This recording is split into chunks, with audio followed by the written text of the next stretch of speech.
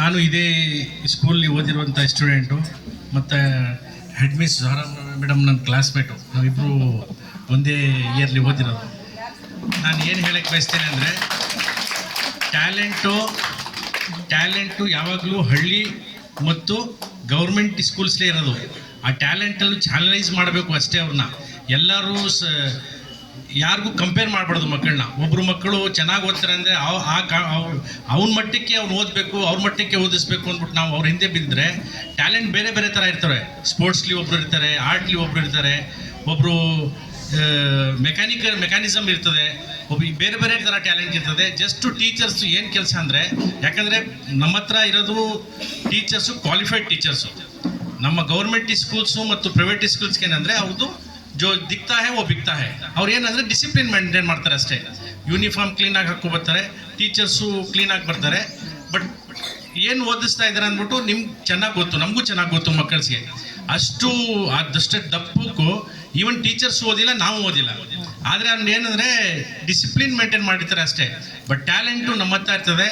ಆಮೇಲೆ qualified teachers ನಮ್ಮ ಹತ್ರ ಇದ್ದು ನಾವು ಅಷ್ಟೇ ರಿಕ್ವೆಸ್ಟ್ ಮಾಡ್ಕೊಳ್ಳೋದು ಏನಂದರೆ, ನಮ್ಮ ಕಡೆಯಿಂದ ಏನು ಸೌಲಭ್ಯ ಬೇಕು, ನಾನು 10 ವರ್ಷದಿಂದ ಮೆಂಬರ್ ಆಗಿ ನನ್ನ ಸ್ಕೂಲ್ಗೆ ಏನೇನು ಮಾಡಬೇಕು, ಟೈಲ್ಸ್ ಹಾಕ್ಸಿದ್ದೀನಿ, ಎಲ್ಲನೂ ಮಾಡಿಸಿದ್ದೀನಿ. ಇನ್ನೂ ಏನೇನು ಬೇಕು ನಾನು ಮಾಡಿಸ್ತೀನಿ. ನಮ್ಮ ಕಡೆಯಿಂದ ನಾನು ಏನು ಮಾಡಿಸ್ತೀನಿ. ನಮ್ಮ ಟೀಚರ್ಸಿಂದ ರಿಕ್ವೆಸ್ಟ್ ಇಷ್ಟೇ ಏನಂದರೆ, ಜಸ್ಟ್ ಮಕ್ಕಳನ್ನ ಚಾನಲೈಸ್ ಮಾಡಿ.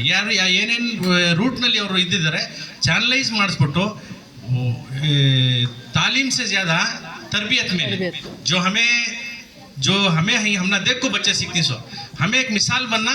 मैं ये टीचर की त्यों होना, आज भी हमारे टीचर इंतकाल होगी, ज़रा हैं टीचर्स को आज भी हमें याद करते हैं टीचर्स को. और हमारे इसमें है सो वली वालिदैया वली उस्तादिया. वालिदैन के बाद ताई ತಂದೆ ಆದಮೇಲೆ ನಮ್ದು ಇರೋದು ಇದರಲ್ಲಿ ಸರ್, ಕುರಾನಲ್ಲಿ ಇರೋದು ತಾಯಿ ತಂದೆ ಆದಮೇಲೆ ಟೀಚರ್ಸ್ಗಳಿಗೆ ಇರೋದು. ನಾವು ಯಾವಾಗಲೂ ಬೋಧನೆ ಮಾಡುವಾಗ, ನಾವು ಕೇಳುವಾಗ, ಪ್ರೇಯರ್ ಮಾಡುವಾಗ ನಮ್ಮ ತಾಯಿ ತಂದೆ ಆದಮೇಲೆ ಟೀಚರ್ಸ್ಗೆ ಮಾಡಿ ಅಂತ. ಯಾಕಂದರೆ ಸರ್, ತಾಯಿ ತಂದೆ ನಮಗೆ ಬರೋಕ್ಕೊಂದು ಕಾರಣ ಆಗಿರ್ತಾರೆ, ಬದುಕಕ್ಕೆ ಕಾರಣ ಟೀಚರ್ಗಳಾಗಿರ್ತಾರೆ. ನಾವು ಇವಾಗ ಈ ಮಟ್ಟಕ್ಕೆ ನಾನು ಬೆಳೆದಿದ್ದೀನಿ ಅಂದರೆ, ನಾನು ಓದಿ ಈ ಸ್ಕೂಲಿಂದಾನೇ ಓದಿ ನನ್ನ ಟೀಚರ್ಸು ನನಗೆ ಏನೇನು ಹೇಳಿದ್ದಾರೆ, ನಮ್ಮ ದೊಡ್ಡವ್ರು ಹಿರಿಯವ್ರು ಏನು ಹೇಳಿದ್ದಾರೆ ಅದೇ ನಾನು ಮಾಡ್ಕೊಂಡು ಬಂದಿದ್ದೀವಿ. ನಾವು ಬೇರೆಯವ್ರಿಗೊಂದು ಎಕ್ಸಾಂಪಲ್ ಆಗಬೇಕು ಅಂದ್ಬಿಟ್ಟು ನಾನು ಹೇಳಿ ಎಲ್ಲರಿಗೂ ಒಂದು ರಿಕ್ವೆಸ್ಟ್ ಮಾಡ್ಕೊತಾ ಇದ್ದೀನಿ. ನಮ್ಮ ಕಡೆಯಿಂದ ಏನು ಬೇಕು ಹೇಳಿ, ನಿಮ್ಮಿಂದ ನಿಮ್ಗೆ ಏನು ಸೌಲಭ್ಯಗಳು ಬೇಕು ನಾವು ಕೊಡ್ತೀವಿ. ಜಸ್ಟ್ ಮಕ್ಕಳನ್ನ ಯಾರಿಗೂ ಕಡೆಗಣಿಸ್ಬೇಡಿ. ಪಾಪ ಅವ್ರ ಮನೆಯ ಸ್ಥಿತಿಗಳು ಬೇರೆ ಥರ ಇರ್ತವೆ, ಏನೇನೋ ಇರ್ತವೆ. ಯಾಕಂದರೆ ಆಮೇಲೆ ಹೆಂಗಂದರೆ ಲೆಫ್ಟ್ ಓವರ್ ಮಕ್ಕಳನ್ನ ತಗೊಂಡು ಇಲ್ಲಿ ಇಡೋದು. ಎಲ್ಲ ಫೈನಾನ್ಷಿಯಲಿ ಸ್ಟ್ರಾಂಗ್ ಇರೋರು ಎಲ್ಲರೂ ತಗೊಂಡು ಪ್ರೈವೇಟ್ ಇದು ಮಾಡ್ತಾರೆ. ಬಟ್ ಅಲ್ಟಿಮೇಟ್ಲಿ ನೀವು ನೋಡ್ದಂಗೆ ಹಿಲಾಲಿ ಸ್ಕೂಲ್ನಲ್ಲಿ ಯಾರು ಪ್ರೈವೇಟ್ ಸ್ಕೂಲ್ ಇದು ಗೌರ್ಮೆಂಟ್ ಸ್ಕೂಲಿಂದ ಹೋಗಿದ್ದಾರೆ ಅವರೇ ಫಸ್ಟ್ ಬಂದಿರೋದು, ಅವರೇ ಡಾಕ್ಟರ್ಸ್ ಆಗಿರೋದು, ಅವರೇ ಇಂಜಿನಿಯರ್ಸ್ ಆಗಿರೋದು. ನಮ್ಮ ಬ್ಯಾಚ್ನಲ್ಲೇ 99% ಬಂದರು ಎಲ್ಲ ಪ್ರೈವೇಟ್ ಸ್ಕೂಲ್, ಗೌರ್ಮೆಂಟ್ ಸ್ಕೂಲಿಂದ ಹೋಗಿದ್ದು ಎಲ್ಲರೂ ಜಾಬ್ನಲ್ಲಿದ್ದಾರೆ ಸರ್, ಎಲ್ಲ ಒಳ್ಳೆ ಸ್ಥಿತಿಲಿದ್ದಾರೆ.